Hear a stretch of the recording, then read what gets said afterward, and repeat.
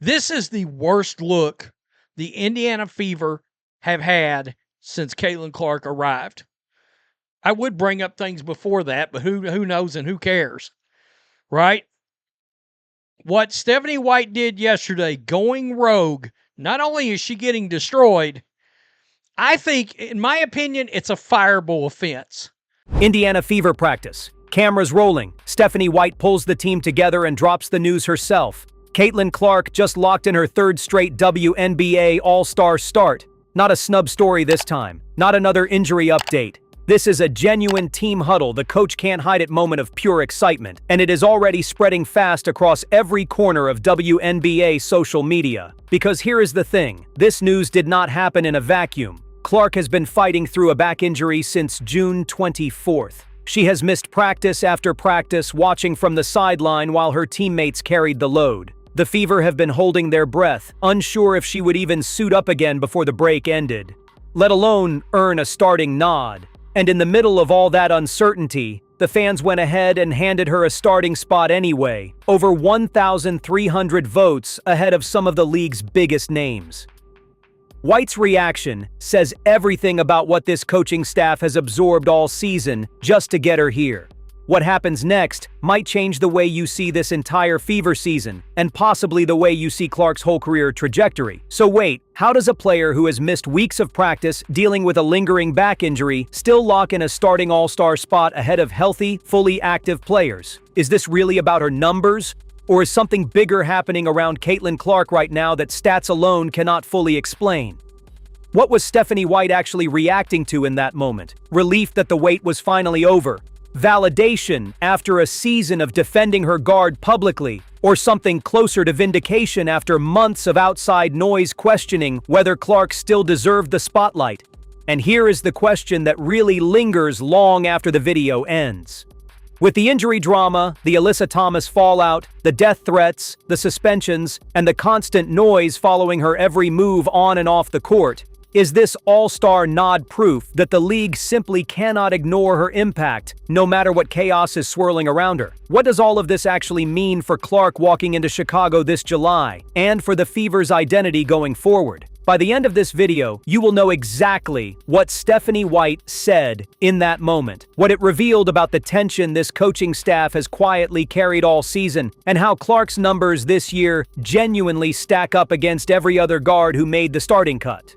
We are breaking down the voting math behind her selection, including how close the race actually was, the full injury timeline that made this start feel far from guaranteed just a few weeks ago, and why White's reaction landed so differently than a routine team announcement usually would. You will walk away understanding exactly where Clark stands heading into her third All-Star start, what this moment says about her resilience this season, and why it hit the way it did for players, coaches, and fans watching closely. But before we dive in, do you think Clark's all-star selection was earned purely on merit, or did the surrounding drama shape how people are reacting to it?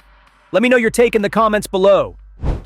I gotta tell you, this is the worst look the Indiana Fever have had since Caitlin Clark arrived. I would bring up things before that, but who knows and who cares, right?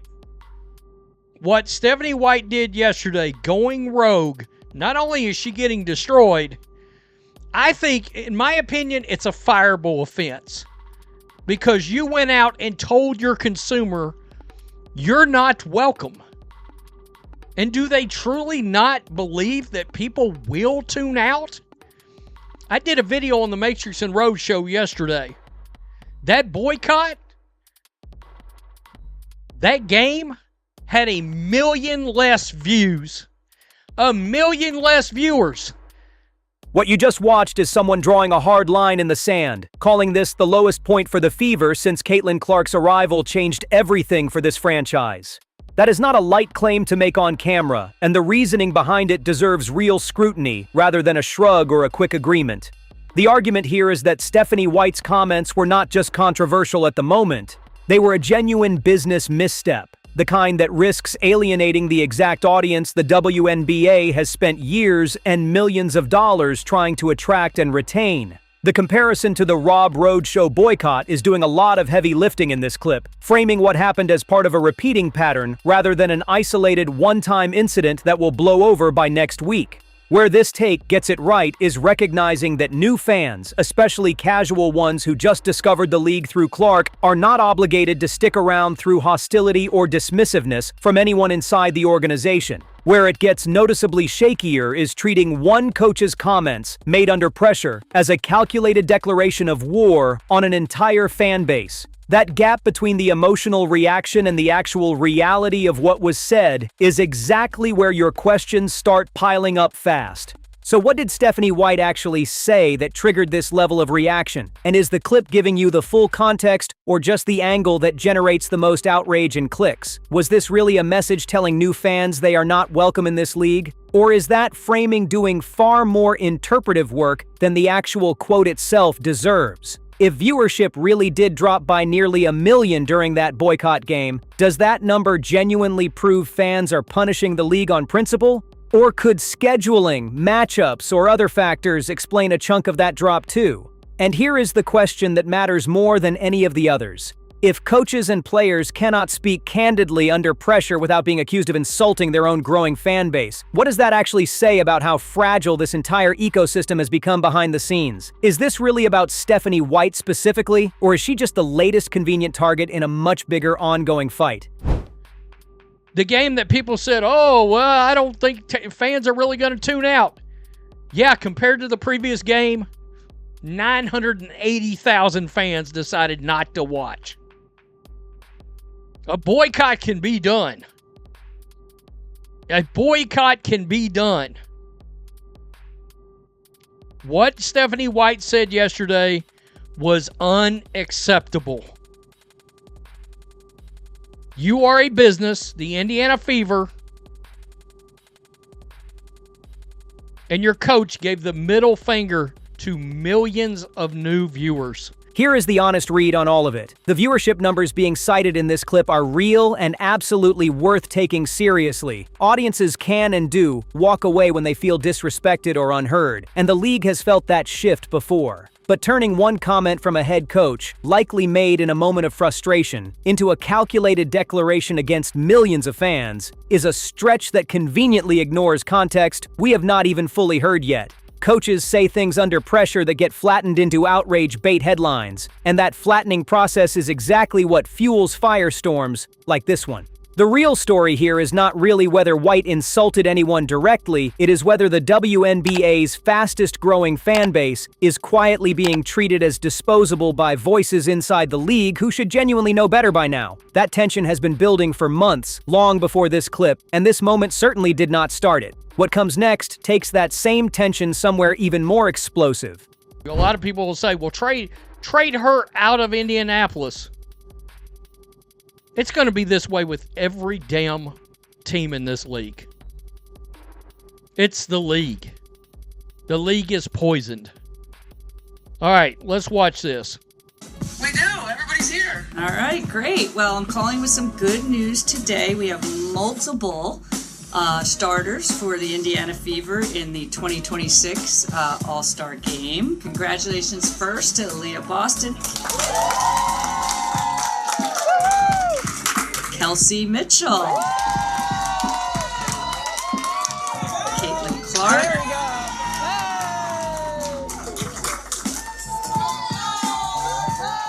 Before the actual announcement even plays, you get a claim dropped almost casually that the league itself is poisoned, and that trading Clark out of Indiana would solve absolutely nothing because this same toxicity would simply follow her to any other roster in the WNBA.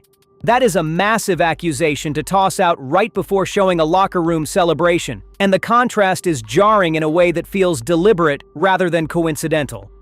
What is right here is the honesty about scale. This was never framed as one coach or one city having an isolated problem. It is being positioned as something systemic across the entire league. What is wrong is burying that sweeping claim mere seconds before cutting straight to Stephanie White smiling, calling with good news, naming Aaliyah Boston, Kelsey Mitchell, and Caitlin Clark as all-star starters while the room erupts in genuine cheering and applause. That whiplash between doom and celebration is not accidental editing. It is a choice, and it forces a question you cannot ignore no matter how you feel about the broader debate. Why show a room full of genuine, unfiltered joy immediately after claiming the entire league is poisoned toward the person being celebrated in that exact moment? Is that cheering real excitement coming from teammates who clearly respect her? Or does the placement of this clip try to make you doubt what you are seeing with your own eyes before you even process it? If the league truly has a systemic issue as deep as described, why does this specific moment look like completely normal, healthy team support, with zero visible tension anywhere in the room, on anyone's face? And the bigger question sitting underneath all of it, are viewers being told what to feel before they even get the chance to watch the footage and form their own conclusion? Is this really journalism breaking down a genuine story with evidence, or is it narrative building, using a celebration clip as supporting proof for a conclusion that was already decided before the tape even rolled? Here is what actually stands out when you separate the framing from the footage. That locker room moment reads as genuine, unscripted joy, not tension, not forced smiles, not performative support dragged out for cameras. Boston, Mitchell, and Clark all making the All-Star roster together is a real, franchise-defining milestone, one that deserved to be celebrated exactly the way it was, without an agenda attached to it. Pairing that footage immediately after a claim about league-wide poison is a framing choice. And framing choices shape perception whether or not the underlying moment itself was staged or manipulated in any way. The truth likely sits somewhere in between both extremes. Real tension does exist in this league around how Clark gets covered and treated by opponents and media alike, but this specific clip is not proof of that tension. It is proof of a team genuinely happy for its players. That gap between the narrative being pushed and the footage actually shown is worth sitting with for a moment, because what happens right after this celebration ends is where things start getting genuinely complicated. Let's see this little video that the Fever put up. Caitlin Clark! Boston. Kelsey Mitchell! This is how you bring the roof down.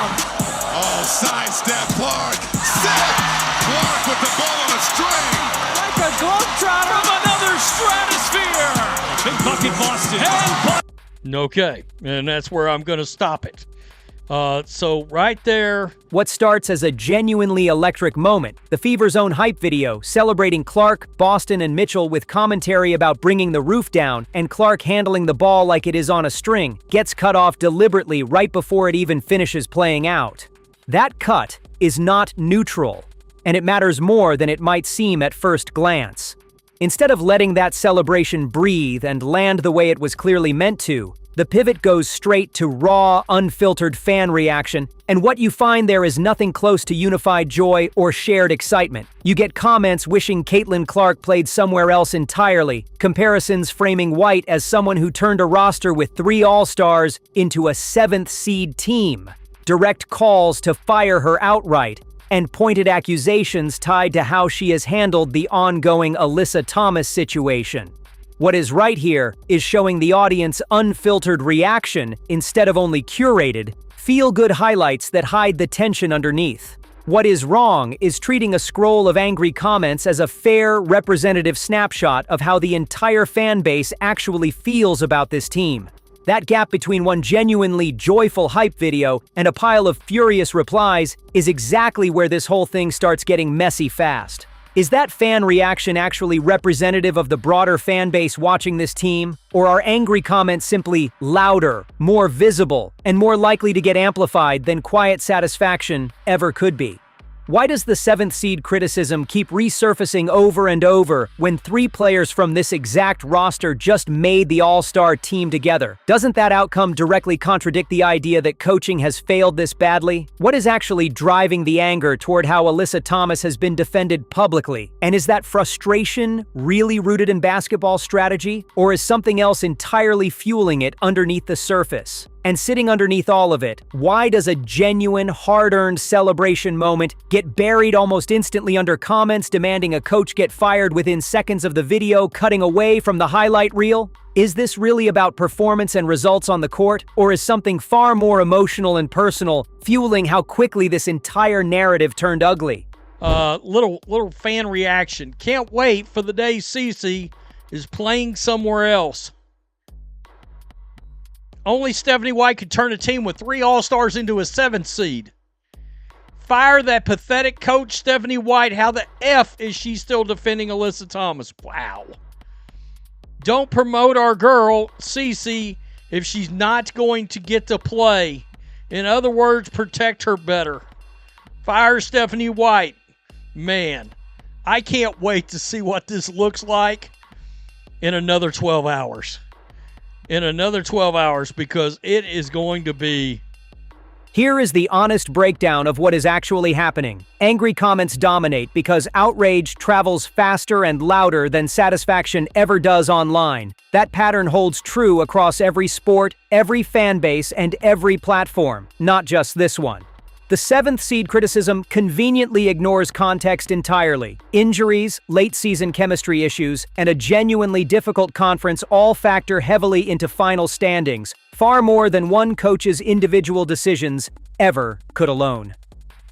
The anger surrounding Alyssa Thomas runs deeper than basketball strategy. It is tangled up in loyalty, perceived favoritism, and a fan base that feels intensely protective over Clark to the point of demanding punishment for anyone even perceived as defending someone who hurt her. None of that outrage actually proves White failed as a coach. It proves the emotional temperature surrounding this team is running significantly hotter than the actual results on the court would ever justify on their own. What happens next shows exactly how hot that temperature really gets when the pressure finally boils over completely. So here's where all of it actually lands.